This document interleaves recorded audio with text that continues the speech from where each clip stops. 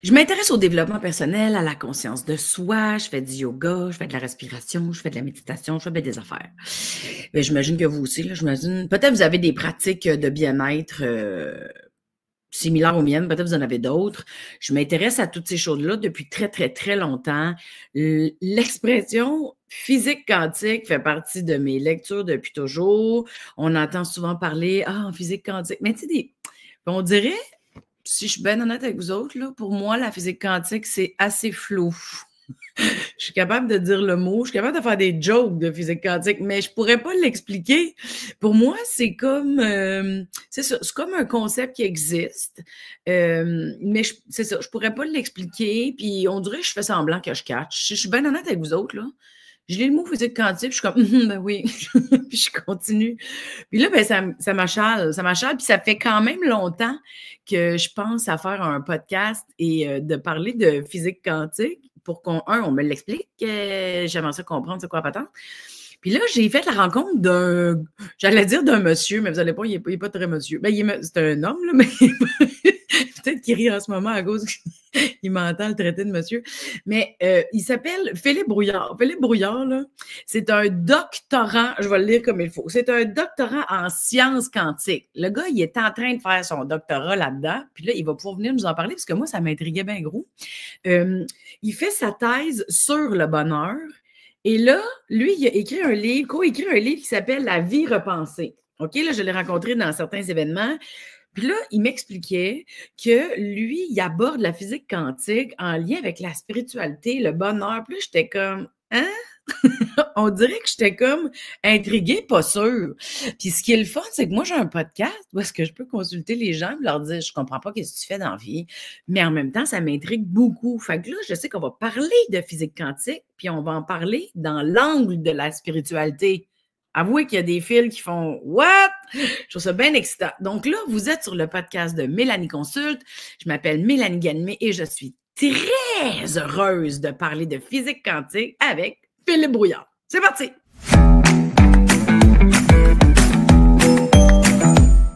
Hey, salut! Bonjour à toi. Hey, je suis tellement contente que ça, là, j'ai eu très peur de t'appeler Philippe Pouillard. Tout le long, j'essaie de me dire, il ne faut pas que je l'appelle Philippe Pouillard. Non, non. Non, mais ça doit faire ça à plein de monde, non? Oui, ça arrive, effectivement. Ah, ouais, bon. On peut se taquiner là-dessus, moi aussi, avec mon nom de famille, si tu savais tout ce que j'entends, c'est assez impressionnant. Ouais. Alors là, merci d'avoir accepté mon invitation. Je ne sais même pas par où commencer parce que c'est un peu gênant. Là. Non, mais j'ai trouvé ton intro assez drôle. De monsieur aussi, c'était très drôle, ça aussi. C'est vrai, je mais, ben non, c'est correct. Mais, tu sais, ce que tu nommais tantôt, ça me faisait réfléchir, puis j'étais comme, ben, ça pourrait être intéressant qu'on en parle aussi. Bon, ben, go! Toutes les choses que tu fais. On a parlé de yoga, on a parlé de respiration, de ci, de ça, tu sais. Mais on essaye de prendre des techniques pour se sentir mieux, mais on ne fixe pas pourquoi qu'on ne se sent pas mieux. Oui, mais là, attends une minute, là. Non, je sais. Mais c'est très général. Ça ne veut pas dire que tout le monde est comme ça. Mais non, c'est ça. Parce que moi, je veux dire, avoir des rituels ou certaines pratiques, moi, sérieux, ça fait une différence. Tu sais, je ne dis pas que c'est pas bon. C'est pas ça que j'ai dit. Oui. C'est essentiel. Pour moi, oui, dans mon équilibre de vie, dans mon hygiène, tu sais, pour moi, c'est vraiment important. Mais avant qu'on aille là-dedans, parce que je sais que toi, tu t'intéresses vraiment beaucoup au bonheur puis au bien-être. Puis je sais que, c'est ça, en ce moment, tu es en train t'es candidat au doctorat sur la physique quantique. Déjà là, vous n'êtes pas beaucoup au Québec, j'imagine, qui étudie là-dedans? Il y a pas le doctorat, il ne se fait pas ici, de toute façon. Non, il ne se fait pas ici. Il se fait bien loin d'ici, du Québec. Ouais. Au bord du monde. Si on veut, c'est en Inde. Oui, c'est ça. Fait que toi, tu fais ton doctorat en Inde. Puis c'est un doctorat sur la physique quantique. Bien, c'est sur la science quantique. Parce que la physique quantique, on va aller dans de la calculation, on va aller expliquer Évidemment, Enzo avait beaucoup de choses à dire sur la science quantique pour corriger sa mère qui avait dit physique quantique. Fait qu'on revient. Excuse-moi, Philippe. Ben, c'est correct. Parce que les gens ne connaissent pas la science quantique. On entend le mot physique quantique couramment, on pourrait dire, à une certaine limite. Mais la physique quantique, on reste dans le monde physique. Hein? On est dans la physique, on regarde les électrons, on regarde ces choses-là. Mais on ne s'attarde pas à expliquer l'expérience humaine. On reste dans le monde mathématique, physique. C'est pour ça que ça s'appelle la physique. Peux-tu me faire une petite parenthèse, là, parce que moi, tu m'as donné un petit crash course avant qu'on a pris rendez-vous. C'est quoi la physique quantique? Fait que la physique quantique, c'est l'étude du monde subatomique. Donc, on connaît l'atome en général.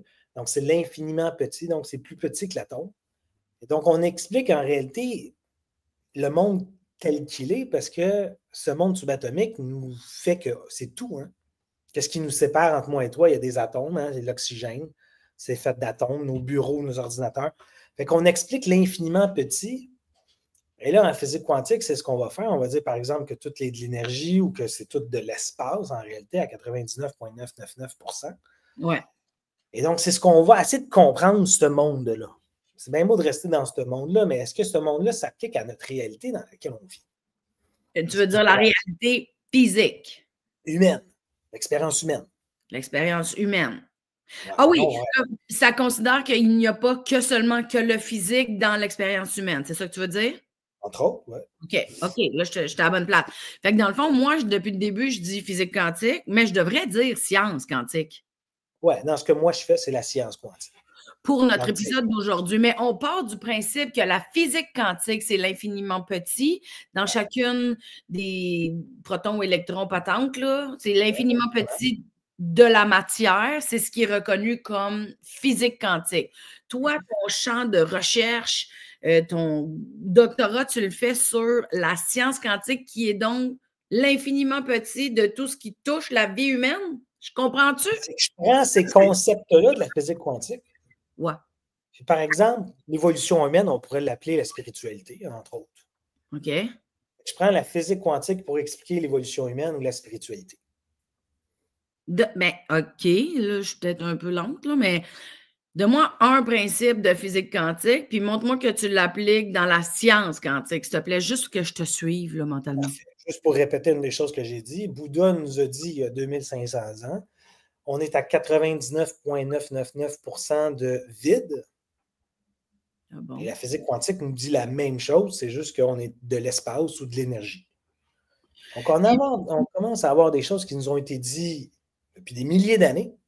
Et non, là, on a un lexique et une explication scientifique de ces choses-là. Par rapport aux physiques et aux scientifiques qu'on a. Parce qu'on va dire, mon corps, là, il est bien dur, il a de l'air dur. Hein. Mais en réalité, il est à 99,999% vide. Fait qu'on vit l'illusion que c'est vraiment de la grosse matière et c'est plein. Fait que la réalité n'est pas comme on l'aperçoit. La réalité n'est pas comme on l'aperçoit parce qu'on a l'air tangible et plein, mais dans le fond, on est rempli de vide. Ouais, ou d'énergie. Parce que c'est un champ électromagnétique en réalité, ce vide. OK. Mais ça, vu qu'on parle de physique, ça, on est dans le domaine de la physique quantique. C'est l'infiniment petit, donc le vide à travers chacune des cellules, des protons, des neutrons, des whatever, là, je ne sais pas comment tu appelles ça. Oui, c'est bon ça. Mais comme mettons, quand Bouddha a dit ça, lui, peux-tu redire la phrase à Bouddha juste pour le fun? On est à 99,999% de vide. Mais lui, il disait par rapport à la spiritualité ou il parlait aussi du physique? Il parlait de tout. Le monde est comme ça. Il parlait du monde. OK, fait que lui, il avait dit il y a vraiment longtemps. Ouais. Puis là, la science d'aujourd'hui le prouve. Est-ce que je te suis? Exactement. Bon, ça a été long. Excusez tout le monde. On devrait applaudir. On a-tu des mains pour faire « Ouais! » Mais c'est ça. Mais c'est normal parce que même Richard Feynman, qui est un gars dans ce domaine-là, qui est dans la physique quantique, il dit si tu penses que tu as compris quelque chose en physique quantique, c'est que tu n'as rien compris. Bon, OK. Fait que là, si je me sens conne, c'est pas grave. OK. Effectivement. Même moi, quand j'ai commencé mon doctorat, la première année, je n'ai rien compris. Ah, super. Il a fallu qu'il demande si un élève voulait enseigner. Moi, je me suis dit, moi, je veux enseigner. Parce que la meilleure façon d'apprendre, c'est d'enseigner. Exact. Et là, je me suis dit, là, il faut vraiment que je comprenne parce que sinon, je ne serais pas à l'enseigner. Et le feedback que j'ai eu, c'est pour une fois que je comprends quelque chose. Ah, Fait que mon là, Dieu. ça m'a appris à comprendre. Fait que, tu sais, c'est tout à fait normal si vous ne comprenez rien aujourd'hui. Bon. C'est normal. C'est Parce que, vendeur, ça, comme phrase. à quelque part, ouais, c'est vendeur, hein? Mais à quelque part, on a tellement été conditionnés et structurés que ça, c'est de la matière. Toi, tu es séparé de moi. Ça, la tasse, c'est plein.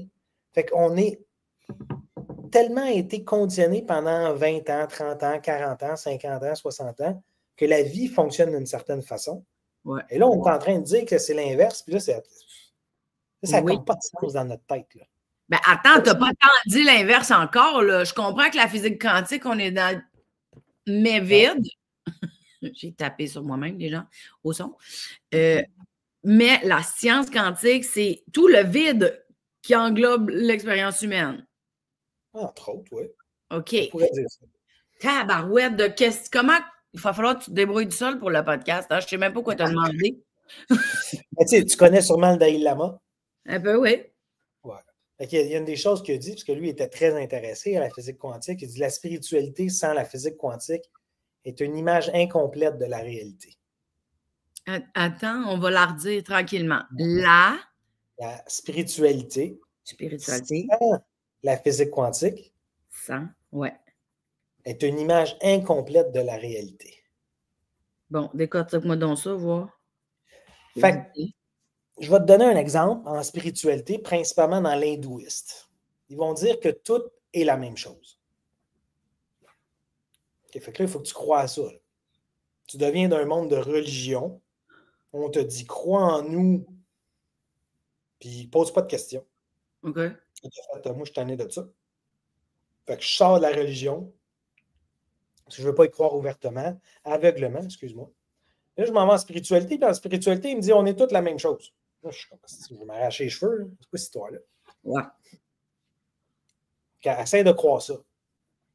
Fait que là, tu ne réussis pas à mettre des mots ou à comprendre cette chose-là, c'est encore croisé aveuglement. C'est un peu incomplet comme explication. Ouais. Mais si on est capable de prendre des principes de physique quantique qui démontrent qu'on est toute cette même réalité-là, ah là, c'est là, ça commence à faire du sens. Je te donne un exemple d'une étude qui a été faite, premièrement par Einstein en 1935, qui est le paradoxe EPR. Einstein, Podolsky-Rosen, qui était pour le EPR. Ce qu'ils ont fait, ils ont pris 2 électrons. On est dans le mode subatomique, on est dans le mode quantique. On prend 2 électrons, c'est infiniment petit, hein, les électrons, et on les fait connecter ensemble. L'électron a tout le temps comme une façon de parler un spin. Ça tourne d'une certaine façon. On pourrait dire qu'il y en a un qui tourne horaire, puis l'autre tourne anti-horaire. OK. Ça va jusque-là. Ouais. Je les mets ensemble, je les fais connecter, puis après ça, je les lance à l'autre bout de la planète. J'en prends un, je décide de changer sa rotation de bord, et l'autre qui est de l'autre côté de la planète instantanément. Il n'y a pas de temps, change automatiquement de rotation. Ça détruit toutes les lois de l'univers, de ce qu'on connaît. Les lois de Newton, qui sont nos fondements de la physique traditionnelle, la physique classique. Notre monde opère selon ces principes-là, techniquement. C'est ce qu'on a appris à l'école. C'est ce qu'on nous a vendu comme idée depuis des années. Et là, Einstein se dit, là, c'est une action effrayante à distance. Puis il est comme, attends une minute, là. On a dit qu'il n'y a rien qui pouvait aller plus vite que la vitesse de la lumière. Chaque chose, ça prend une certaine vitesse. Donc, une vitesse, c'est quoi? C'est une distance qui demande un temps. C'est pour ça que tout est comme en mètres par seconde, kilomètre à 1. Donc là, si j'ai un électron qui tourne, puis là, je le change de rotation, puis l'autre bord du monde change instantanément. Comment est-ce possible qu'une chose comme ça arrive? Ouais. La seule façon que quelque chose soit instantanément, c'est quand je me parle à moi-même. Pas si ça fait du sens. Parce que je te parle à toi, ça demande un certain temps. Même si on pense que c'est pas mal instantanément, par exemple, un Zoom, il y a un délai qui est très, très petit, mais le délai est là. Et donc, si je me parle à moi-même, donc je suis tout, ou l'électron est le même que l'autre électron, comment ils font pour se parler? Ouais. Il y a un transfert d'informations qui se fait. Et donc, ça a été une première étude qui a commencé à démontrer que il y a une interconnexion entre les choses et que finalement, on est tous un à une certaine capacité. En physique quantique, on va dire on est tout un en possibilité. On a toute cette possibilité d'être un. Donc là, on commence à avoir certaines études qui nous emmènent comme celle-ci, mais ça s'amène aussi dans l'expérience humaine, qui a été faite, par exemple, la première en 1982. Il y a un paquet d'autres études qui commencent à nous amener des choses comme ça, qui fait que ça ne s'explique pas juste dans le monde quantique, dans le physique, dans la réalité de physique, si on veut, mais ça s'explique aussi chez l'expérience humaine. Et donc, ces grands principes-là qui dit on est tous un, l'hindouiste nous disait, ou on est tous conscience, tout dépendant de la traduction qu'on en fait. Mais là, on commence à faire il y a quelqu'un qui nous a déjà dit si tu fais mal à l'autre, tu te fais mal à toi-même. Je ne me rappelle plus qui avait dit ça, c'était-tu Jésus ou je ne sais pas, là, mais. Ben, c'est Jésus, je pense, avec l'affaire de la poutre, là. La poutre? Je sais pas, si tu vois une poudre dans ton œil, la poudre. Hein, oubliez ça, les gens, je ne suis pas. Moi non plus, je ne suis pas très. Les paroles à Jésus, oubliez ça. Non, mais on se comprend qu'on a déjà entendu ce dicton. On a déjà entendu ça. On a déjà entendu ça. Fait que ça veut dire quoi? On est-tu la même personne? Mais c'est drôle, hein? Là, c'est un peu next level, mais moi, c'est vraiment ça que je me demande souvent. Mettons que je marche, là. Ouais. Parce qu'on entend souvent, l'autre personne est ton miroir, tes enfants, c'est tes miroirs parce que tu en apprends sur toi quand tu observes quelque chose chez l'autre, essaie d'aller voir si tu le portes aussi. Il y a quelque chose d'ultra puissant dans la théorie du miroir.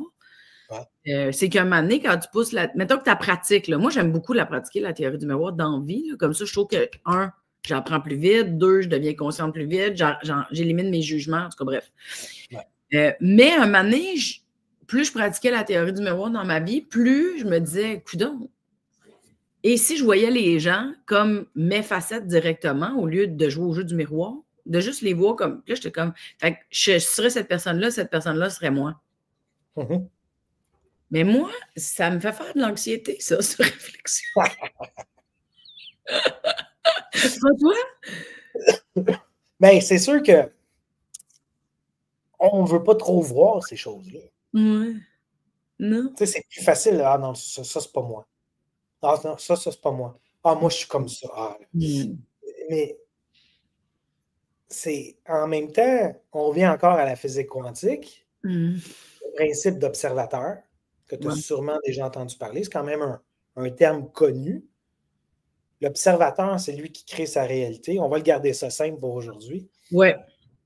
L'observateur, c'est lui qui crée sa réalité, mais en même temps, sa réalité le crée lui-même. Oui, c'est ça. Et donc, je crée l'objet et l'objet me recrée. Et donc, c'est quoi? C'est le miroir encore? Oui, c'est ça. Fait que, tu sais, ces techniques-là qu'on connaît soit intuitivement ou des grands philosophes, que ce soit Platon ou Socrate, des choses comme ça, qui nous ont dit des affaires fascinantes. Exact. Mais sans être étudié par la science, ou il était déjà... Non. C'était des déductions plus que d'autres choses. On n'avait pas d'appareil de mesure ou comprendre cette réalité-là. On n'avait pas ça. Donc, ils utilisaient ça de façon intuitive, de façon éveillée, de grande réflexion, d'observation. Mais le mode observateur, c'est en regardant, quand on envoyait des électrons, bien, il apparaissait selon où est-ce qu'on l'observait. Ça fait que c'est une question de probabilité et tout ça. Et donc, ces concepts-là, c'est ce que je suis. Donc, si je suis d'une façon, je suis tout le temps en colère. J'observe la réalité avec la colère, donc je vais voir de la colère. Oui. Et donc, je suis l'effet miroir. Je fais juste créer ce que je suis. Oui, c'est ça. OK. C'est là qu'on commence à être capable de comprendre des concepts comme ça. Oui. On va garder très, très ça simple, très superficiel, le mode observateur qui est un mode très simple. Oui. On commence à faire OK. Ça se passe dans le mode subatomique, mais ça se passe autant chez l'être humain. On le voit dans ces concepts. Par exemple, le concept miroir que tu as amené. Ouais. C'est un excellent exemple qui s'applique aussi à ce niveau-là. OK. Je brûle. On n'a pas besoin de prendre de drogue. On a juste parlé de physique quantique. Puis on est slack. OK. OK. Qu'est-ce que ça a à lien avec le bonheur, mettons? Oui. Parce que Tu sais, si on là, tu parle, m'amènes à être pas très bien. mais c'est parfait. Il y a une autre étude qui a démontré, c'est pas de la physique quantique, mais c'est plus comment que le corps réagit au niveau neurologiquement. Le corps n'aime pas l'incertitude. Non, c'est ça, j'étais pas bien. Et donc, l'incertitude, ton corps neurologiquement, il est en mode panique. Mhm. Il préfère le confort, le Ouais, connu, ouais, même s'il est en train de souffrir. ouais, malheureusement. Fait que tu vas aller dans l'inconnu, dans quelque chose que tu ne connais pas, dans Ouais, quelque chose qui est inconfortable, qui va à l'encontre de tes valeurs, peut-être, de tes croyances, mais c'est le chemin d'évolution. On dit, c'est quoi? C'est dans l'échec qu'on grandit. ouais, L'échec, c'est inconfortable, c'est inconnu, on ne sait pas ce qui va arriver.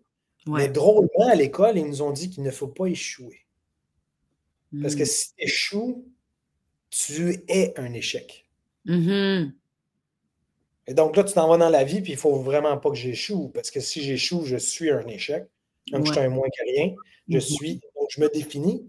Et là, je commence à être quoi? L'observateur de ma vie, le créateur de ma vie. Que là, si je fais ça, oh là, c'est dangereux. Il ne faut pas que je fasse ça. Je veux rester dans mes zones de confort. Parce que Ouais, ça me définit moi-même. ouais. Est-ce que je suis capable d'atteindre le bonheur? C'est difficile. Mhm.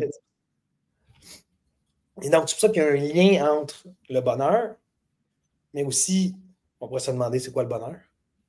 Parce que c'est une grande question. Il y a un film qui a été fait par un Français, un documentaire, Julien Perron, et il posait la question, c'est quoi le bonheur pour vous?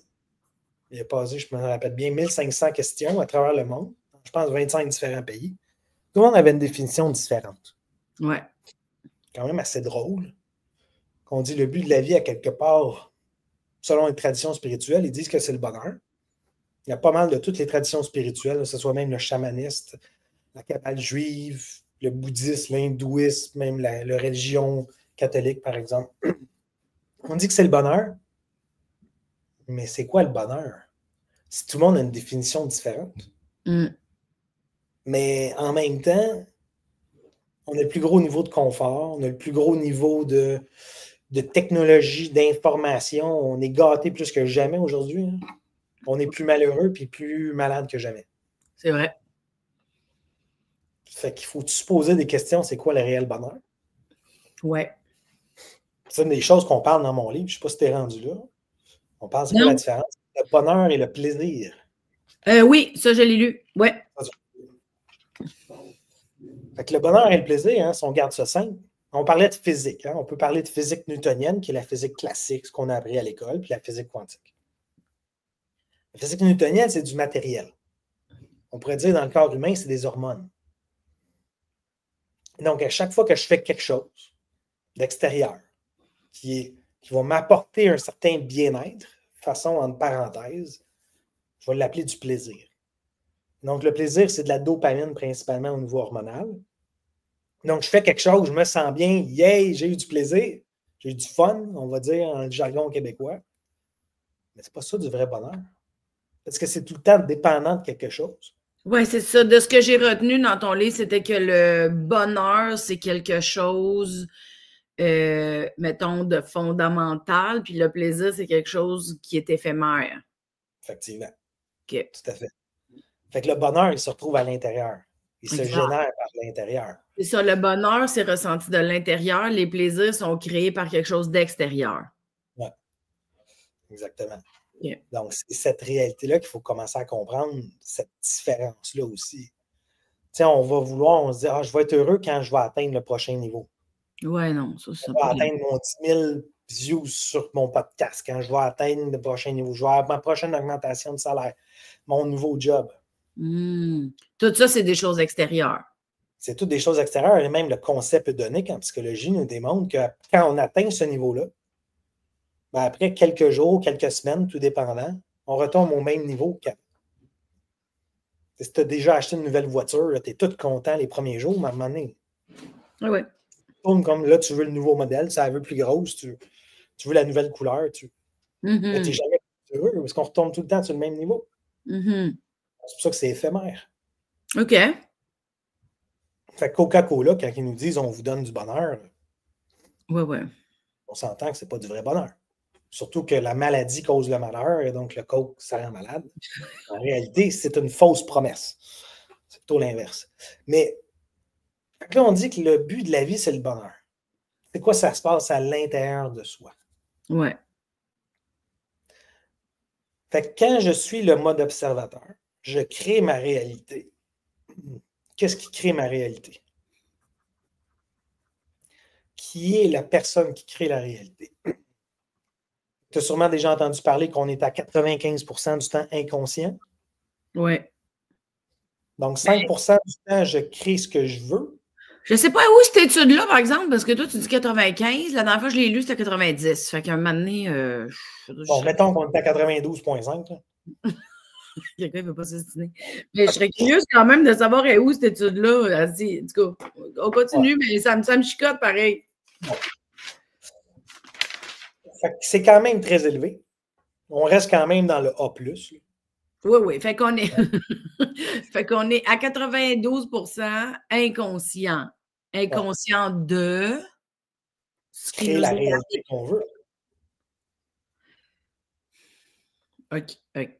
Parce qu'on est l'observateur. Nous sommes. Attends, on recommence. Là. Ouais, vas-y, on recommence. Ça va être comme ça tout le long, Philippe. Une parfait. chance qu'on s'apprécie dans la vie, parce que sinon, tu me trouverais lourde. Fait que je suis l'observateur de la vie en général et de la mienne. Là, jusque-là, je suis correcte parce que je suis l'observateur. Ce que j'observe me reflète ce que je connais, mes références, ce que je sais, ce qui existe dans ma réalité. Ouais. Mais je ne suis pas consciente de 95% de ce qu'il y a d'autre. Est-ce que j'ai compris? Ben, ce qu'il y a d'autre, là. Ouais. Est-ce que tu te rappelles des traumas dans ta vie? Est-ce que quoi? Est-ce que tu te rappelles de tes traumas? Ben oui, quelques-uns, malheureusement. Ben heureusement. Quelques-uns, oui, mais combien que tu t'en rappelles pas? Ouais, non, c'est ça. Fuck. Qui sont encore peut-être présents dans ton corps. Ouais. Qui vont faire des actions de façon inconsciente. C'est ça que tu veux dire. OK, Ouais. OK. Fait qu'il y a plein de choses comme ça dans notre vie qui sont présentes à créer ça. OK, attends un petit peu. Excuse-moi, je recommence. Ça, c'est une partie. Excuse-moi, je recommence.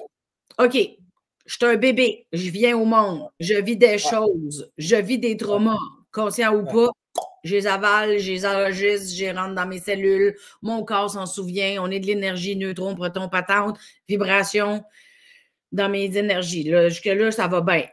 Ouais. Je ne suis pas nécessairement consciente de tout ce que j'ai observé, ressenti, capté dans mes cellules.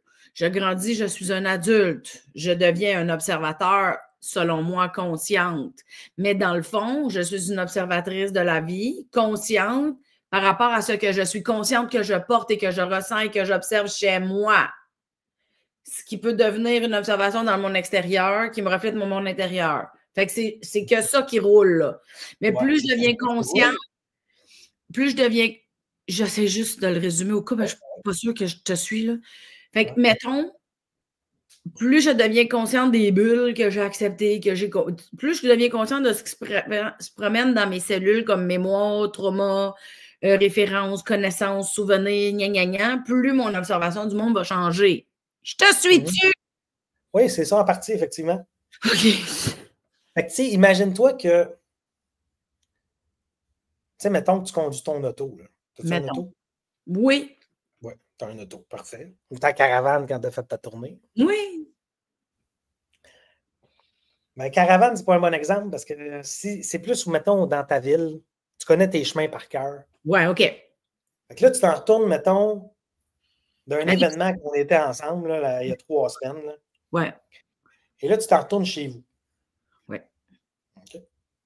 Mais en réalité, tu t'en allais chez ton amie Sarah. Mais c'était sur ton chemin. Puis là, au lieu de tourner à droite chez Sarah, tu t'en vas chez vous. Ouais. Parce que tu n'étais pas consciente de ce qui était en train d'arriver. Tu étais sur le pilote automatique. Ouais. Aussi. Ouais. Fait qu'on est, même s'il y a des choses de notre passé qui mènent et créent notre réalité constamment, mais on n'est pas nécessairement toujours présent de ce qui se passe dans notre dans notre environnement, dans notre corps. Il y a quelqu'un qui te dit quelque chose, tu réagis tout de suite. Oh, tu n'en étais pas conscient. Tu as réagi de façon inconsciente aussi. Fait que ce 95%-là, il est quand même de différents niveaux. Oui. Tu n'es pas présent, tu réagis instantanément. Tu vas faire des choix que par défaut. Tu sais, mettons que je te donne, là, choisis un chocolat vanille. Peu importe ta réponse, je m'en fous. Elle est conditionnée sur quelque chose. C'est ça. C'est conditionné soit par habitude, soit par inconscience, par trauma, par whatever. Là. C'est conditionné. Il n'y a rien de mauvais ou positif de dire je choisis le chocolat vanille. Il y a des choses dans notre vie où est-ce qu'on n'a pas vraiment de choix en réalité. On choisit de façon inconsciemment. OK. Je ne t'ai pas demandé pourquoi tu choisis le chocolat. Ben, je choisis le chocolat parce que la vanille à cette place-là, je ne l'aime pas, mais j'aime mieux vanille. Prends un paquet de raisons. Ouais. Mais tu n'en es pas nécessairement consciente non plus. Exact. Tu veux développer cette pleine conscience. Hein? C'est pour ça que la technique de méditation, par exemple, pleine conscience, vont t'amener à être beaucoup plus présent de ce qui se passe dans l'instant. Et comme mon professeur, Dr. Amit Goswami, le dit, qui est mon professeur de thèse, il dit le seul choix qu'on a réellement dans la vie, c'est de dire non à notre conditionnement. Oui, je comprends. Puis dire non à notre conditionnement nous amène à sortir de l'inconscience. Ouais. Et donc là, tu peux être complètement dans la créativité. Ouais. Fait que tu es complètement dans la créativité.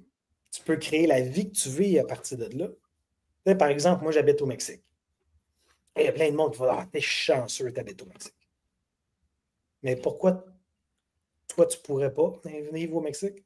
Ah, ben là, parce que j'ai des enfants, parce que là, ils sont à l'école, parce qu'il y a comme 1 million de raisons. Ouais. Pourquoi moi, je suis chanceux?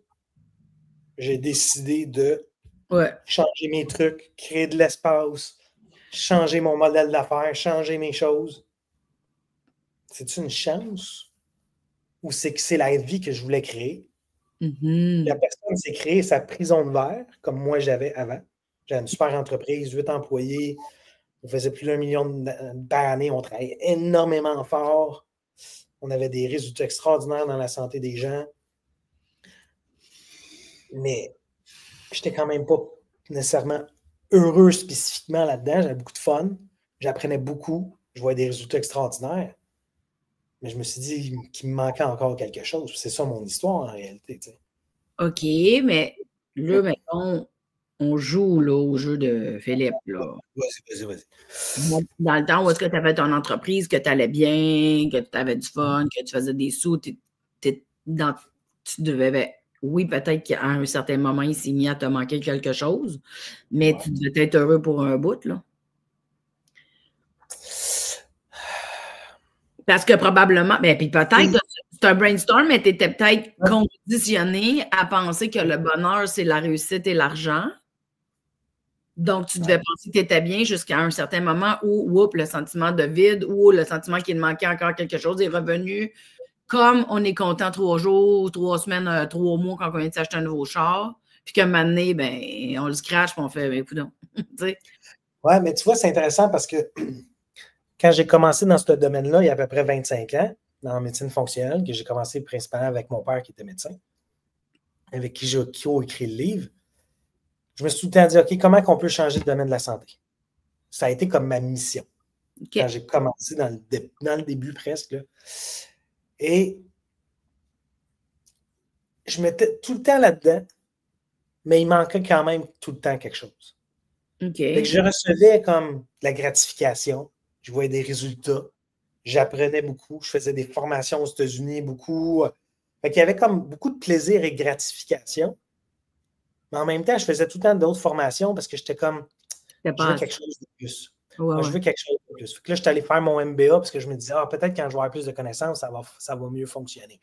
Je suis devenu coach. Fait que là, je me disais, je vais faire du coaching. Ah non, c'était pas ça. Fait que quand même, au travers de tout ça, je cherchais quelque chose, mais plus que j'avançais, plus que je n'étais plus capable de me sortir de là. Parce qu'en tant que gestionnaire puis multipotentiel, je créais des affaires, des ci, des ça pour simplifier la vie des employés, avoir une meilleure façon pour les clients, et ainsi de suite.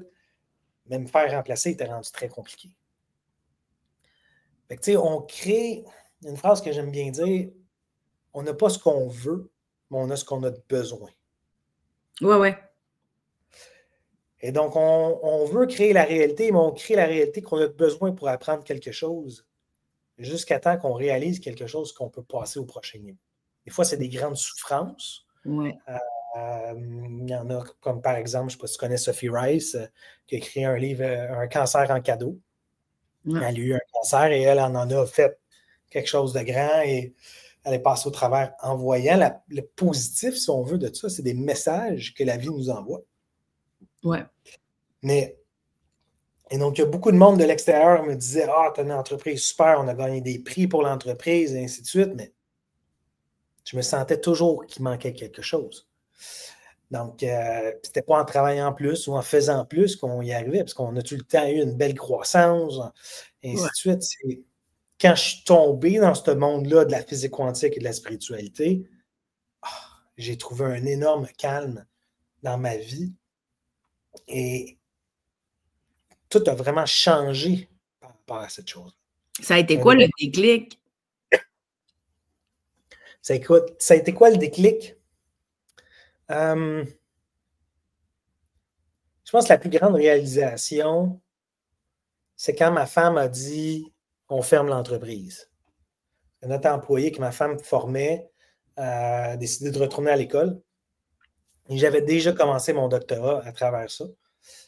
Et là, ma femme a dit là, c'est le temps, on ferme l'entreprise parce que là, c'est le temps d'avoir des enfants. Et donc, pour moi, ça faisait tout près de 25 ans que j'étais attaché à ça. Ouais. C'était comme un bébé. Ouais. Là, j'ai dit, toi, ça fait, je sais pas, moi, ça faisait 7 ans, peut-être 5 ans qu'elle travaillait là-dedans avec l'entreprise. Moi, ça faisait beaucoup plus longtemps qu'elle. J'étais comme là, pourquoi c'est toi qui prends la décision? J'étais attaché quand même à ça. C'est ça, c'est comme avoir le feeling d'être dans un train, puis à un moment donné, Ouais. vous avez juste pris la décision d'arrêter le train puis de changer de moyen de transport, mettons que je vais le résumer de même. Là. Mais moi, ma question est plus en lien à ça a été quoi le déclic avec la science quantique pour que. Ouais, c'est ça. Oui, oui. Ouais. Fait que, je pourrais dire là, mon histoire rapidement, là, à 8 ans, je me faisais appeler le souriant. À 9 ans, je commençais mes cours de spiritualité parce que mon père était déjà là-dedans. Ouais. Adolescent. Parenthèse, pour les gens, peut-être qu'il y en a qui le connaissent, ton père, c'est le docteur Gaétan Brouillard. Aujourd'hui, il est à la retraite, mais il fait, dans le sens qu'il ne pratique plus, mais c'est un médecin de famille? C'était un médecin de famille, oui. Il a pratiqué comme médecine de famille pendant 46 ans. Il a enseigné à l'hôpital Maisonneuve pendant, je pense, 35 ans, quelque chose comme ça. Mais il était spécialisé au niveau de la douleur, au niveau de la fatigue chronique, les maladies chroniques, ces choses-là. Oui, c'est ça. Il a écrit plusieurs livres, ton père, La santé repensée, la douleur repensée. Il y en a d'autres, évidemment, mais ton père a toujours été un médecin super ouvert sur la spiritualité,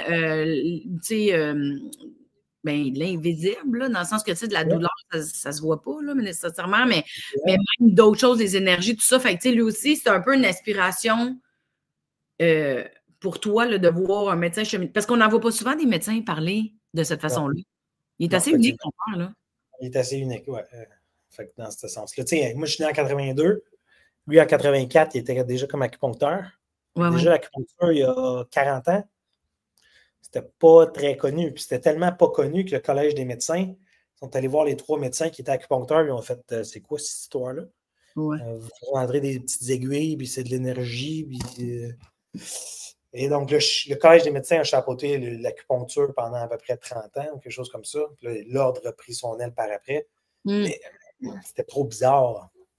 Fait que toi, quand même plus jeune, tu as été élevé dans une famille où c'était correct qu'on t'amène à te poser des questions sur le bonheur, le bien-être, la spiritualité, quel sens tu donnes à la vie, quel sens tu donnes à tes actions. Tu sais, tu as été là-dedans jeune, là. Oui, on parlait plus d'enseignement, de textes spirituels. On pouvait parler de bouddhisme, on parlait d'hindouisme, des choses comme ça. Mais on ne se questionnait pas beaucoup, malheureusement. Ça, c'est une partie qui me manquait. Mais Tu es rendu adolescent, tu veux faire comme tout le monde. Ça, c'est très connu en psychologie, dans l'évolution. L'humain, ben, tu veux faire comme tout le monde, puis comme tout le monde, la spiritualité, quand j'avais 15 ans, il n'y en avait pas là, au Québec. Aujourd'hui, tout le monde en parle, là. Mais dans ce temps-là, on n'en parlait pas. Fait qu'à un moment donné, je repousse ce que mes parents font. Ouais. Et moi, je cherche quelque chose. Je perds mon onde souriant à l'école. Au secondaire, je veux quitter l'école. Je trouve que c'est de la merde, on n'apprend rien. Il n'y a personne qui est capable de me répondre pourquoi. Ouais. Pourquoi qu'on apprend ce qu'on a? Ben, parce qu'il faut qu'on te l'enseigne, ça fait partie du curriculum. Pourquoi? Ben, c'est ça. Fait que j'ai tout le temps été le pourquoi, mais tout le monde a tout le temps comme répond pas, on ne répond pas à ça. Non, il ne faut pas. Faut pas poser trop de pourquoi. T'sais. Fait que toute ma vie, ça a été d'essayer de comprendre le pourquoi. Le pourquoi de la vie, le pourquoi de je ne suis pas capable de ressentir le bonheur. Oui, pourquoi l'hypnose fonctionne, pourquoi le travail énergétique comme les Reiki fonctionne. J'ai touché à toutes sortes de choses, mais c'est ressens-le, ça fonctionne. On peut faire une étude sur l'hypnose pour te dire que oui, sur, mettons, 50 personnes, les gens ils ont eu des résultats. Ouais. Mais comment ça marche? Pourquoi? Jamais personne n'est capable d'expliquer tout ça. Tu sais. OK, toi, c'est le pourquoi du comment, là. C'est ça qui t'intéresse. Oui, je comprends. OK. Tu sais, puis pourquoi que le but de la vie, c'est pas juste d'accumuler, tu sais. Mais à quelque part, tu sais, on a été formaté à ça à l'école, les gouvernements, les corporations, et ainsi de suite. Ouais. Tandis que là, pour une première fois, mon professeur, Dr. Hamid Goswami, il a commencé à expliquer les pourquoi de tout ça. Et là, moi, ça a commencé à faire comme, comme dans Looney Tunes, je pense, avec les yeux. Ben, c'était ça. Là, c'était là que ça a vraiment fait un gros crash dans ma réalité, parce que là, c'est comme, OK, là, pour une fois, il y a quelqu'un qui est capable de m'expliquer tout ce que tout le monde te dit tout haut, là, ce qui fait du sens, mais en même temps, du sens. On sait, le fait de comprendre quelque chose ne fait pas vraiment de différence. T'sais. Mais peux-tu nous faire un petit résumé? Un petit résumé. Non, mais qu'est-ce que ton professeur qui dit que tes yeux sont devenus gros? As-tu un exemple de... Fait que si je te parle d'une étude, fait que là, tu sais, j'ai pris quelques études là, de physique quantique tantôt. Ouais. J'ai parlé des deux électrons ensemble.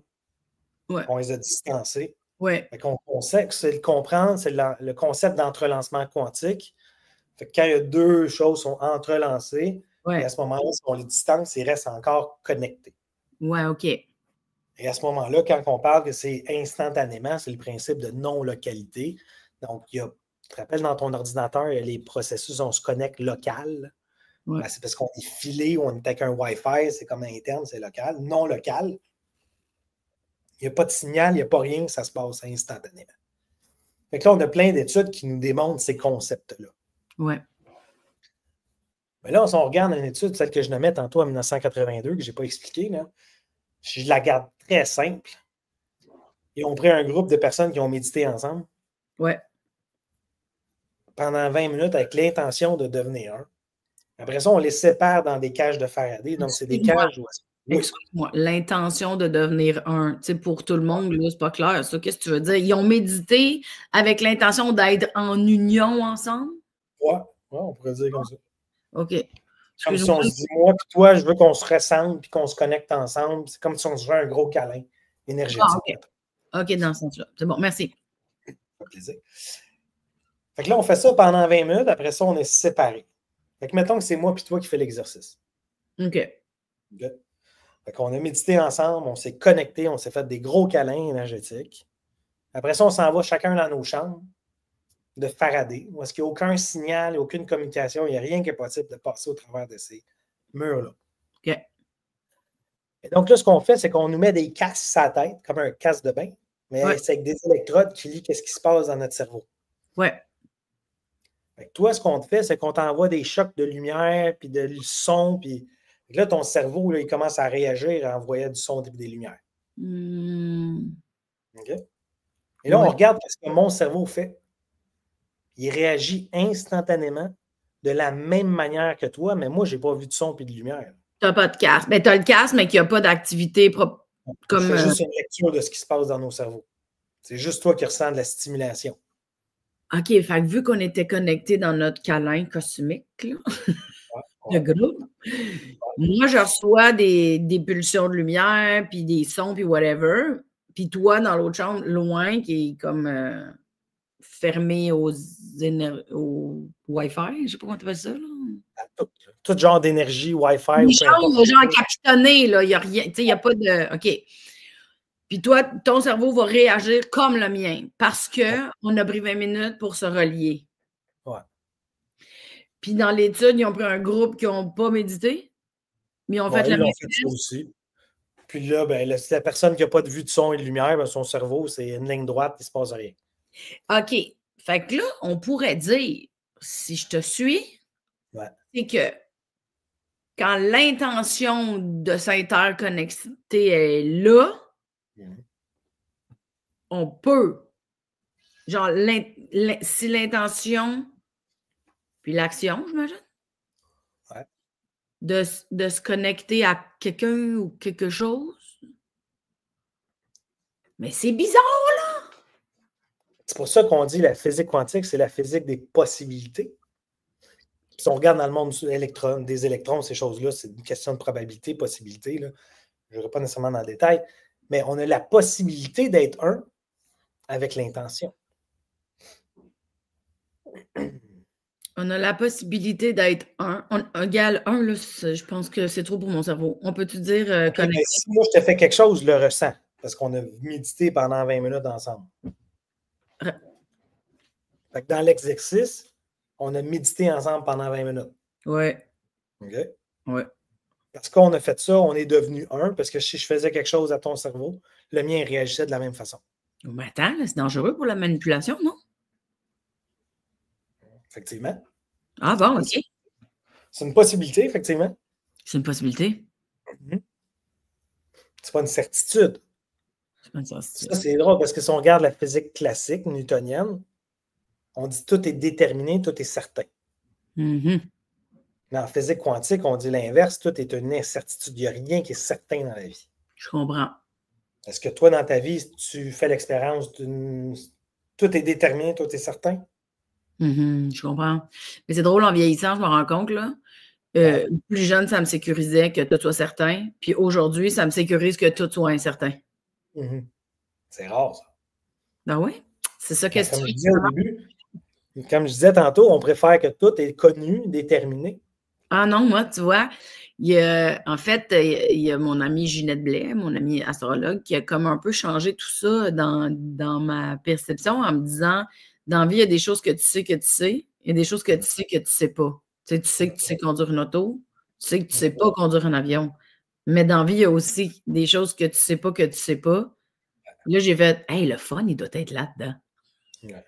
Fait qu'on dirait que pour moi, les certitudes, ils ont perdu en importance et en valeur grâce à cette explication-là. Mm-hmm. Ouais. Ouais. Puis c'est là que la transformation se passe, c'est dans cette incertitude, parce que tu ne sais pas ce que tu sais pas là-dedans. C'est ça. Mais des fois, mon cerveau, il est con puis il veut vraiment que tout soit tout soit certain. Mais je me rends compte que quand je gosse là-dessus, je suis pas bien. Ouais. Dans mon observation. Hein. Fait que c'est pour ça que je ne sais plus ce que j'allais dire, mais c'est pas grave. Par exemple, on a l'autre groupe qui ont pas médité ensemble. Ben, l'autre cerveau de la personne ne réagissait pas. Donc, c'est ça, mais parce que là, c'est parce que j'ai un peu l'impression que, tu sais, si je botche là, mon écoute de ce que tu as dit, on était au point où je te dis, Grim, il peut y avoir de la manipulation d'abord, puis là, tu as dit, c'est une possibilité, puis là, c'est là qu'on a parlé de certains et certains. Mais si, admettons, on est... Ben, c'est comme si... Oh, j'aime pas ça. Attends une minute, je suis pas bien, là. Excuse-moi, je vais m'emporter. Mais c'est comme si tu me disais, si on était plein de monde à méditer pour... je sais pas, moi, le mal, faire chier les autres, avoir du pouvoir, prendre le dessus, on pourrait se connecter puis être un paquet de monde connecté dans une intention de marde. Tout comme on pourrait être plein de monde à se connecter dans une intention de paix. C'est juste que... C'est des études qui le démontrent. Ah oui? Oui. On l'a vu pour la paix, principalement. C'est C'est-tu à Washington, aux États-Unis, je pense qu'ils l'ont fait, je ne me rappelle plus de la ville exacte. Ah oui, j'ai déjà lu quelque chose là-dessus. Ils ont été un groupe Oui. de genre spirituelles, personnes là, énergétiquement, puis, et le taux de crime a diminué. Oui. Puis, tu sais, c'est comme. Ah, je me Par rappelle exemple, pas une de étude comme l'auteur, ça. mais il y a un livre, il faudrait que je le retrouve. Il y a un livre là-dessus, là, sur l'étude, justement, il disait que, mettons, c'était 100 personnes qui avaient médité pour la paix, puis que ça avait eu un impact sur une échelle. Tu sais, ça avait, en tout cas, c'était vraiment majeur, puis tu sais, ça a été prouvé parce que scientifiquement, là, tu sais, Ouais, c'est une vraie étude, puis j'étais comme, statistiquement, wow. c'est improbable que cette chose-là n'ait pas cette cause-là. Hein? Parce que ce qu'ils vont faire, là, OK, là, c'est toute la probabilité. C'est de la, oui. OK? C'est la courbe de Bell. Si tu es dans le centre, tu es quasiment en haute probabilité, là, puis plus que tu t'éloignes, ben, plus que la probabilité, elle est quasiment impossible. OK. Des standards de déviation. Là. Mais une chose comme ça, que ça arrive, c'est tellement en dehors des statistiques Ouais. qu'il y a comme hors de tout doute, c'est ça la raison. Mais c'est pas Mhm. 100%. Fait que là, ils vont dire, ah ouais, mais l'étude. Fait que la physique, les chercheurs, ils vont comme faire, ah ben cette étude-là, elle n'est pas vraiment importante parce que ça contredit leur modèle aussi. Ouais. Qui C'est quand existe même depuis toujours. ben, le Mexique, c'est depuis toujours. Ça fait juste 400 ans, à peu près. Là. C'est toujours. Ouais, c'est ça. Les autres font ça comme c'est toujours. Ouais, c'est ça. Et donc, tu sais, c'est. Mais C'est ce ça. qu'on est en train de dire, là, c'est Ouais, que si à travers la méditation, ouais, il peut y avoir une connexion, là, toi, tu dis, on fait un, on se fait qu'on se connecte à l'interreliage, là, ça se dit pas, mais tu comprends ce que je veux dire. ouais. Euh, on peut donc modifier le physique de quelqu'un d'autre? Ouais. What? Ben, mettons, si on parle de Reiki, tu connais le Reiki, tu as déjà entendu parler du Oui, Reiki? oui, oui, je connais le Reiki. C'est comme une. On travaille, mettons, je ma main ici, là, puis là, je pourrais te guérir énergétiquement à distance. Mais là, guérir, je pense que les gens, ils n'ont pas le droit d'utiliser ce mot-là par rapport au Reiki parce que. Ah, je suis d'accord, je pourrais t'alléger tes sensations, tes douleurs, puis. C'est un soin. On va appeler ça, c'est un soin énergétique, mettons, pour résumer vite, vite. Fait que le Reiki, c'est un soin énergétique. Donc, le Reiki, étant donné que je n'ai pas étudié là-dedans et que je ne connais pas ça, là, j'en déduis qu'il y a donc une forme de méditation personnelle ainsi qu'une intention transférée en énergie pour aller travailler sur la cellule souffrante de la personne. Je parle-tu de la bonne affaire? On peut dire la cellule ou on pourrait dire le champ énergétique de la personne. Le champ énergétique, tu vois, on est ailleurs. OK. Fait que c'est ça, on peut travailler dans le champ énergétique. Oui, oui, OK. Là, je viens de comprendre que Là, tantôt, on a parlé d'études que si je prends deux électrons qui sont à une distance opposée du monde, on pourrait même faire du Reiki à distance, donc. ben, quand tu fais ton cours de Reiki, ce que je n'ai pas fait moi non plus, mais les gens ne touchent pas à la personne. Non, non, c'est ça. Tu es à quelques distance, Mm-hmm. quelques de centimètres ou peu importe. Non, mais j'en connais du monde qui font même du Reiki à Mais quand distance. les gens le font à distance, il n'y a pas de différence. Il n'y a pas de différence. Une OK. fois que tu es entrelancé quantiquement, on a fait une méditation de 20 minutes, puis on était instantanément connectés nos cerveaux. C'est quoi la différence dans le Reiki ou dans notre connexion? Ouais. C'est là quand on amène ces concepts-là de physique quantique, là, on commence à expliquer des domaines qui est un peu Reiki, juste un fly, là, je te fais un traitement, je passe ta main au-dessus de ma main comme ça. Ouais. Là, tu ressens quelque chose, là, il y a comme chose qui se passe, là, finalement, tu as moins de douleur. Attends une minute. Là, je peux le faire. Moi, je suis au Mexique, toi, tu es à Montréal, puis je te le fais, puis tu ressens instantanément la même affaire. Ouh! Et là, on a des concepts de physique quantique qui nous expliquent ces mêmes réalités-là. Puis c'est ça que tu apprends dans ton doctorat? Tout à fait. Puis c'est. Des affaires weird de même. Fait que tu as un doctorat en weird, j'adore. Mais ce que je veux dire, c'est que les professeurs de l'université là-bas, au doctorat, ils ont des études. C'est comme. Parce que, tu sais, la science, là, ça a besoin d'être appuyé, ça a besoin d'être vérifiable, d'être quantifiable. Ben, tantôt, j'ai parlé que tout est incertain. Oui, je comprends. Fait que dans le fond, tu es en train de faire des études en incertitude. C'est comme bizarre. Non. On veut quand même démontrer une certaine rigueur dans tout ça. OK. si tu veux ouvrir la porte, on peut parler de science et de recherche. Non, mais c'est parce que, tu sais, je trouve ça super intéressant. Je trouve que ça amène un début de conscience. Je trouve que ça amène une remise en question de comment est-ce que moi je vois le monde? Est-ce que des fois je sors du 95% et je deviens plus conscient? Est-ce que j'y vais jamais? Est-ce que je suis inconscient que je suis inconscient? Est-ce que je suis consciente que je suis inconsciente? Tu sais, là, je trouve que ça amène un paquet de questionnements super intéressants. En même temps, j'ai pas tes études, puis pour moi, tu sais, la physique quantique, j'arrive à comprendre sur le slide, là, tu sais, un peu, mais la science quantique, de l'intégrer à ma bulle humaine, parce que là, j'ose même plus dire juste mon physique humain, mes cellules à moi, tu sais, là, j'imagine le champ énergétique autour vient jouer, si la méditation, on parle aussi peut-être de télépathie, là, c'est Christy, on peut pas faire ça en 1 heure, là, ça n'a pas de bon sens. Non, effectivement. On aurait pu faire une série de 4 heures. Mais c'est ça, hein? C'est pour ça que je t'ai dit tantôt, hein? Si tu n'as rien compris, c'est tout à fait normal. Ah! Parce que c'est tellement abstrait, ça sort de notre réalité, de ce qu'on est habitué. C'est ça. Mais je comprends que ta première année, tu as dû trouver ça dur parce que, écoute, ça fait pas 1 heure qu'on parle. Ça me fait ça dans la tête. Je l'ai quitté, hein. C'était pas de ma femme. Moi, je disais, moi, je lâche ça, là, je comprends rien. C'est une perte de temps. Ouais. Elle m'a dit, non, continue, puis tu vas voir, ça va bien aller. À un moment donné, j'étais comme, hein, là, ça fait 1 an, là, j'étais en train d'étudier, je comprends rien. Puis la première fois, j'étais allé en Inde. On avait une formation de 10 jours. Là, le professeur parlait en avant. J'étais comme, j'essayais de prendre des notes. Je n'étais même pas capable de prendre des notes parce qu'il parlait de termes que je ne connaissais pas pantoute. Là, lui, il parlait comme si. Lui, ça fait 40 ans qu'il fait ça. Avec lui, il parle comme si on prend le temps du thé et on parle du beau temps. Hein. J'étais tout le temps en train de la fille à côté. Je dis, il dit quoi, lui? Qu'est-ce qu'il dit? Ouais. Tu me traduis, je ne comprends rien. Hein. Mais mettons, dans ta formation à l'école en ce moment, est-ce que le bonheur fait partie de ce que le prof enseigne comme devenir conscient de comment on va vivre notre bonheur ou ça fait partie de tes recherches, de tes études à toi, d'intégrer le bonheur? Tu comprends-tu ce que je veux dire? Parce que la spiritualité, c'est comme un mot qui commence à... Mais la spiritualité, ça me fait un peu penser au bonheur. Là, je pense que tout le monde a sa définition. Oui, effectivement. Il y avait une grande personne qui était à la radio, à la télé, je ne me rappelle plus, je pense que c'était à Radio-Canada qui travaillait. C'était lui qui était comme en charge de ce qui se passait au Moyen-Orient.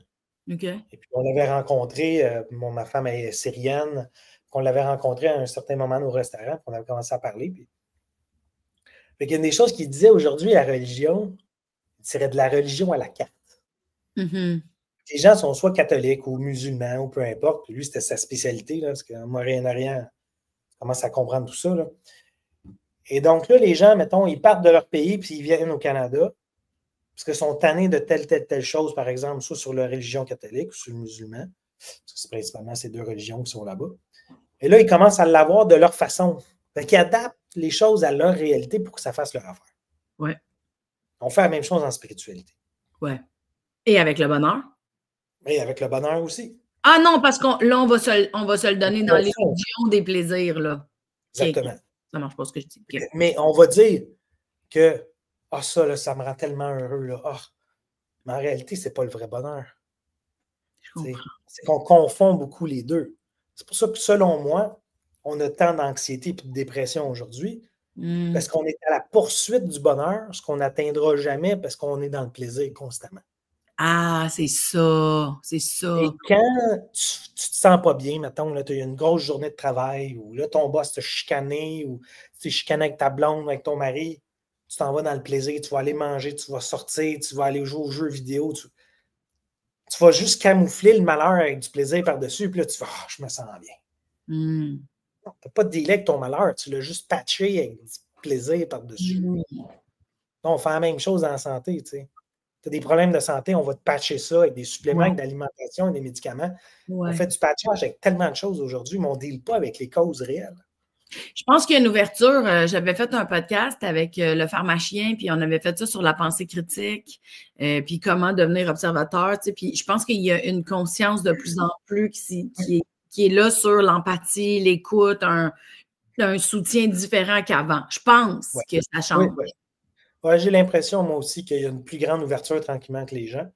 Mais c'est sûr que l'école ne nous amène pas trop de questionnements. Non, c'est ça, c'est décevant quand même. Et les systèmes, au Québec, par exemple, on l'a vu un peu pendant la COVID, si on compare le Québec et la France, qui est comparable au niveau de la langue, en France, il y avait des débats à la télé sur pro-vaccin et anti-vaccin. Oui, si on n'avait pas Un vraiment. langage de conversation au Québec, je pense qu'il y a une personne qui a dit quelque chose, à tout le monde en parle, Guillaume Lemaitre-Vierge, et il s'est fait bâillonner. Il fait juste questionner. C'est Il ne dit vrai pas qu'il est contre. Et donc, au Québec, on est encore assez sur.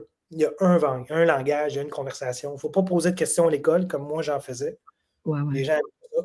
Il y a même un professeur qui m'a appelé quand j'étais à ma maîtrise. Il m'a dit ça, tu ne dis pas ça. J'étais comme, oh Seigneur. Ah ouais.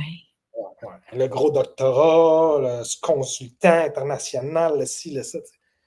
Fait que, tu sais, on vit dans cette réalité-là. Et c'est pour ça aussi, en même temps, que la physique quantique ne prend pas plus d'ampleur, même si en 2022, le prix Nobel de sciences a été décerné en lien avec la physique quantique, Alain Aspect. Mais c'est le scientiste. Le scientiste, c'est les gens qui se regroupent, qui croient en la physique matérielle, qu'on dit seulement du matériel. Et les gros journaux d'études, où est-ce que les études sont publiées, il faut que tu sois accepté, il faut que ton article soit accepté par le groupe. Ouais. Donc, si tu arrives avec une étude qui ne fit pas dans leur réalité, ils ne vont pas l'accepter. Je comprends. Et donc, souvent, toutes ces études qui ont été faites, il y en a des milliers, là, il y en a, mais sont tout le temps reléguées à des journaux de deuxième, troisième niveau, parce que les gros journaux ne sont pas acceptés. Et donc, il y a des clics dans la recherche, dans tous les domaines. Mais il y en a dans tous les domaines, c'est ça. Il y en a dans tous les domaines. Ouais. C'est comme ça. On préfère garder notre chasse gardée. Pourquoi? C'est quoi? Ça crée notre sécurité, notre confort. On n'a pas besoin de changer. Je te donne l'exemple du médecin. Je prends tout le temps l'exemple du médecin parce que je pense que c'est un des plus investis dans sa vie par rapport à ça. Fait que rendu à 22 ans, à peu près, il rentre en médecine. Je ne sais pas quoi, de 21 ans, je pense, là, quelque chose comme ça. Et là, il y a 7 ans de médecine à peu près. Là, lui, il sort bien loin, après tout le monde, de l'école. Il a souvent des dettes. Et là, ça fait 3-4 ans qu'il est très pratique. Là, il fait comme, finalement, j'aime pas tellement ça. Mais là, je pense que je vais rester là parce que ça me donne de la bonne argent. Là, je quitte, il faut que j'aille étudier encore, il faut que je retourne à l'école. Finalement, je vais rester là-dedans, même si je ne suis pas heureux. Mais c'est comme confortable. Ça m'amène à un niveau de vie où est-ce que je peux avoir du plaisir en masse. Mais je suis quand même malheureux là-dedans, mais changer, ça va trop dire. Hey, là, je suis médecin, les gens me regardent d'une certaine façon. Hein. Surtout, il y a plusieurs années, le médecin, c'était un peu le dieu. On avait ça au Québec, cette notoriété. Et donc là, on se crée notre prison de verre, encore une fois. On est pris là-dedans, même si on veut changer, c'est difficile. Imagine-toi, le chercheur, ça fait 30 ans qu'il est chercheur, il est reconnu dans son domaine, puis là, il se dit, hey, la physique quantique, c'est vraiment cool, hey, je veux publier là-dedans. Tous les autres, ils vont dire, c'est qui lui maintenant? Fait que vraiment de sortir de là, puis là, finalement, j'ai une cliente qui était dans mon programme. Très gros titre, très grosse carte d'affaires, gros titre, grosse corporation. Là, elle dit, moi, je quitte. Je ne sais pas ce que je vais faire, mais je quitte tout ça. Je ne suis plus capable d'être dans le monde corporatif. Elle dit, c'est un monde tellement narcissique, négatif, et ainsi de suite. Il y a de ses amis qui étaient à son travail et autour de son travail qui ont arrêté d'y parler parce qu'elle a quitté son poste. Donc, elle n'est plus la vice-présidente de la grosse entreprise. Elle est aujourd'hui personne sans emploi qui devient coach. Fait qu'il y a une grande partie de l'ego de l'être humain qui fait qu'on ne veut pas être trop dans l'évolution parce que ça va encore nous amener dans l'incertitude. On revient encore à cette réalité-là, malheureusement. Mais c'est ça. Mais là, Philippe, là, mettons, je ne m'attendais pas à ça comme rencontre. Je trouve ça super intéressant. J'ai l'impression qu'on pourrait parler de ça pendant 15 ans sans arrêt, là, tu sais. Dis donc. Ça n'a pas de bon sens que je te demande ça, mais je m'essaye, OK? Vas-y. Est-ce que tu pourrais me résumer Pour toi, là, parce que là, j'ai appris des choses aujourd'hui. J'ai appris qu'il y a une différence entre la physique quantique, la science quantique. Je comprends qu'il y a le monde extérieur dont je suis l'observatrice, mais je vois ce que je suis capable de voir selon ce que je reconnais dans dedans, ou que j'ai des petits souvenirs, ou des traumas qui vont m'amener à soit me protéger d'eux, là, ce que je...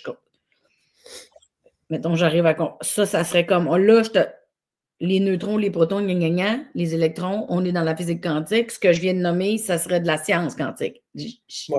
OK. Ouais.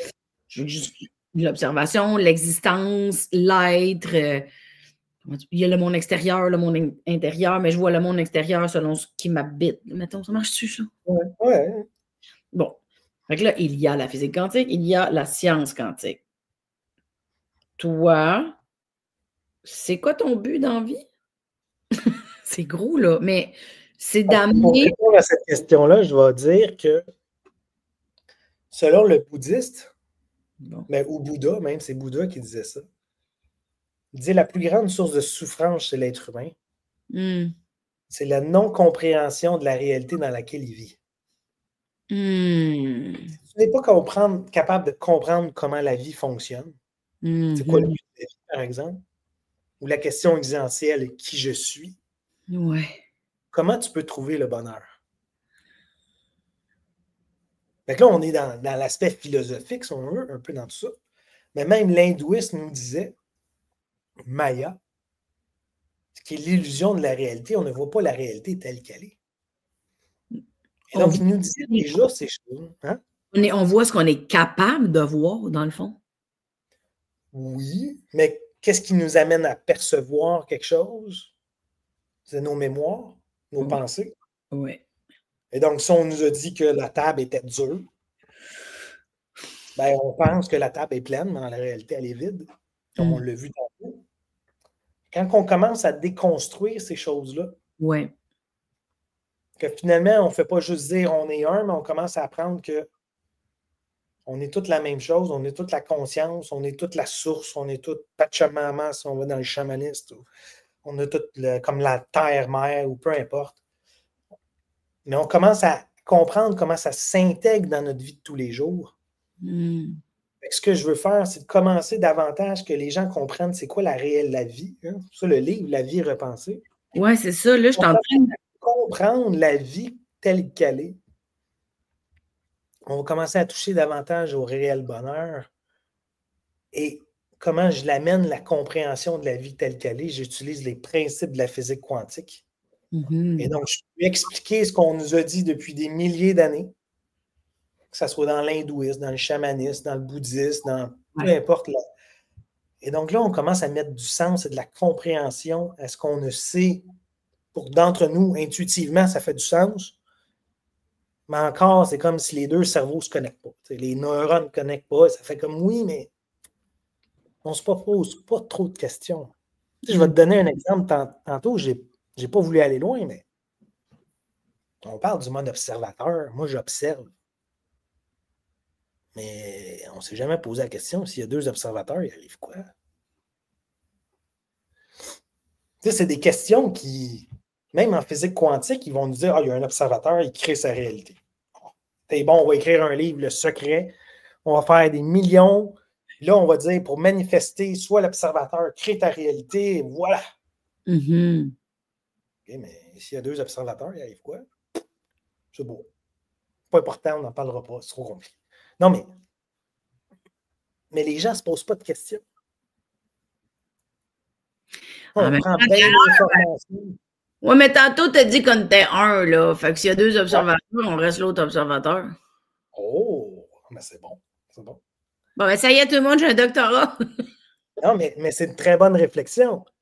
OK? Fait que tu as bien mis les morceaux du puzzle ensemble parce que l'information, elle est là, mais les gens ne connectent pas souvent les choses. Donc, ce que tu as fait, c'est vraiment fascinant.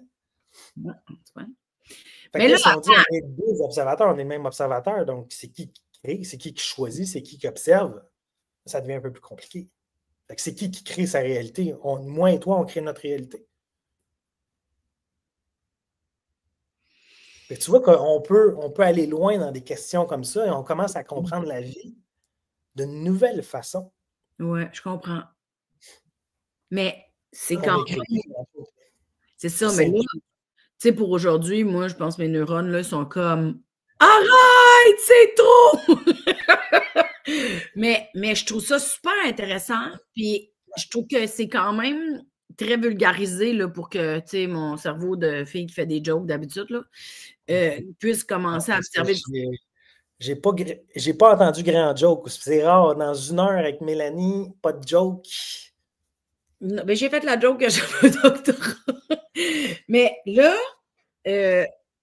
ben, parce qu'il faut qu'on se dise bye, parce que c'était déjà beaucoup, puis je suis comme saturée.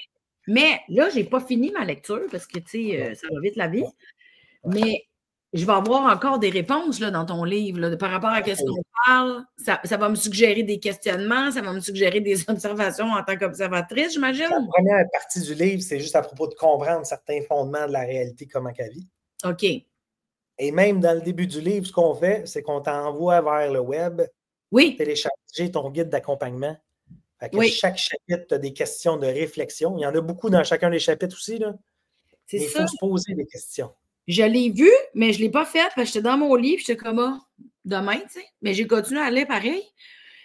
Mais OK. Mais pour ceux qui sont à l'audio seulement, ça s'appelle La vie repensée. Quand la science quantique et la spiritualité se rejoignent, le bonheur se matérialise. J'avais même pas lu ça, cette phrase-là. Mélanie, franchement. Des fois, j'ai honte. Mais c'est ça, ça dit. Il s'agit d'un excellent résumé de la science quantique au sein de la conscience. C'est ça. Puis c'est drôle parce que c'est pas un discours qu'on entend souvent. Tu sais, moi, je fais beaucoup de formations en ligne. Je lis vraiment plein d'affaires. Tu sais, mais c'est pas un discours qu'on entend souvent, tout ça. Là. Non. Et c'est très intéressant quand même. Ouais. Fait que ce que j'ai même fait, c'est que j'enseigne j'ai un gros programme sur 4 mois. Que tu fais à l'intérieur de ton doctorat, right? C'est ça. Mon doctorat était spécifiquement à propos de créer un programme qu'en seulement 3 mois, qui était l'aspect de recherche, qu'on était capable de vraiment faire une augmentation du bonheur. Fait que le bonheur augmente, la santé améliore, les douleurs diminuent, le stress diminue. C'est plein de choses qu'on a mesurées, puis il y a vraiment des super bons résultats par rapport à tout ça. Wow. Mais c'est 4 mois, ça prend un engagement. Fait que c'est pas tout le monde qui se dit « je vais sauter dedans ». Et là, je suis en lancement exactement sur un programme simplifié. C'est 23 capsules de 20 minutes avec des slides. Fait que j'explique des choses beaucoup plus facilement que juste dans une conversation comme on a aujourd'hui. Ouais. Et donc, 3 capsules de 20 minutes avec un exercice sur chacun sur chacun des sujets. J'ai un exercice qui va en lien avec ça. Fait que ça t'amène vraiment une introduction, je l'appelle Bonheur quantique 101, qui est vraiment pour comprendre les fondations de base sur le quantique et le bonheur en réalité dans tout ça. Bien, tu me donneras les coordonnées de ça. Je ne le savais pas. Je le mettrai dans le post pour les gens s'ils veulent aller plus loin, s'ils veulent lire le livre. Je vais le mettre aussi, le lien. Écoute, Philippe, sérieux, je pense qu'on pourrait parler pendant tellement longtemps. Ça n'a aucun bon sens. C'est vraiment fascinant. Tu sais, que je ne catch pas tout, c'est pas grave. Tu sais, ça va continuer à faire son chemin. Je vais continuer à faire mes petites recherches, mes petites lectures. Je trouve ça intéressant. Des fois, ça me fait faire un petit peu d'anxiété, par contre, mais je me dis, je vais y aller un petit morceau à shot. Mais merci d'avoir pris le temps parce que je ne savais pas quoi m'attendre comme conversation. J'étais comme, soit je ne vais rien catcher, ou soit je vais juste faire des Puis finalement, je trouve ça quand même le fun d'essayer de faire des petits pas. Ouais, tu m'as bien eu. Bravo. C'est bien. Mais merci. Merci. Ça a été très le fun. Ben oui, mon Dieu, mais c'est ça, on aurait pu aller. En tout cas, c'est juste que là, il faut qu'on aille vivre notre vie. Mais c'est ça, peut-être à suivre. On dirait ça parce que c'était vraiment intéressant. J'espère que ça vous a allumé des affaires, les gens. En tout cas, moi, c'est ça, c'est rare, mais je suis un peu genre sans mots. Fait que merci de m'avoir cloué le bec de stupéfaction. Je vais continuer à te suivre, évidemment. Je mettrai toutes tes affaires, là, Instagram, Facebook, ton site web, je mettrai tout ça, puis ton programme de formation qu'on appelle, là, ou de connexion au bonheur 101, je mettrai tout ça. Mais vraiment, merci. Je suis vraiment comme... c'est ça, en anglais, le mot, c'est clusterfuck. On dirait que mon cerveau, c'est un clusterfuck, là. En tout cas, bien, vraiment, merci d'avoir pris le temps, puis bonne fin de doctorat, puis on se tient au courant bientôt. Vous êtes sur le podcast de Mélanie Consul. Je m'appelle Mélanie Ganimé, puis je suis bouche bée. À bientôt! Salut Philippe, merci! Bye bye!